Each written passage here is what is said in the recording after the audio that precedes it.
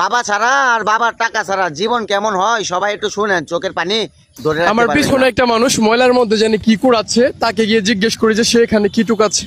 চলেন দেখি সে আমার প্রশ্নের উত্তর দেয় কিনা।